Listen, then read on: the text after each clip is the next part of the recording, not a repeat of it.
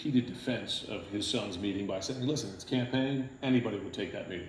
Well, anybody would not take that meeting. You don't meet with an agent of a foreign hostile power hoping they will intervene in an American election. And in fact, that very email chain is probably criminal solicitation of illegal Russian interference in the election and of illegal in-kind contribution of something valuable, namely opposition research which could only be gotten by theft by the Russians, by Russian spying into the Americans.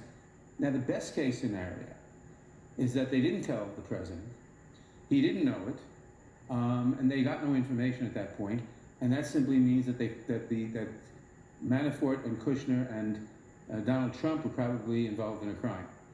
The worst case scenario, you have to look at some more timeline. Remember the lawyer they met with, the Russian lawyer, Ms. Veselnitskaya, I can never pronounce it, Ms. Veselnitskaya, had to delay the meeting for an hour because she was engaged in an American courtroom. What was she doing in American courtrooms? She was involved in the Prevezon case, in which the Justice Department, in the person of U.S. Attorney Preet Bharara, was suing some Russian oligarchs for $230 million for laundering money through Manhattan real estate, laundering money stolen from the Russian state. It was for revealing this theft that Sergei Magnitsky had been killed, had been murdered, and the Congress, in retaliation, had then passed the Magnitsky Act imposing sanctions on certain people who are involved in that.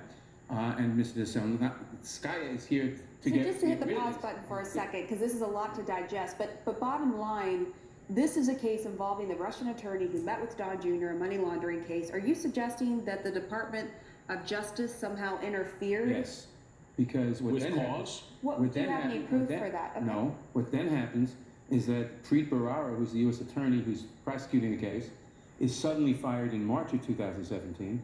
In May of 2017, the case is settled for $6 million, causing Ms. Veselnitskaya to go back to Russia and say this was a gift from the United States. And just to be clear, I spoke to a law enforcement official who was involved with this case. He made it clear that the portion involving New York was just a fraction of the $230 million in this case. He said that the other side actually came to the government and wanted to settle it, that the government wanted to go to trial. The government was asking for $10 million and then settled for $6 million. I don't know any of that. But this rate, I'd say, is the worst case scenario, that this was part of a quid pro quo. You give us the information, we'll settle this case, we'll do other things, we'll go easy on the sanctions on the Magnitsky Act or on other sanctions. This is what we have to investigate. This is what we have to... And you've written those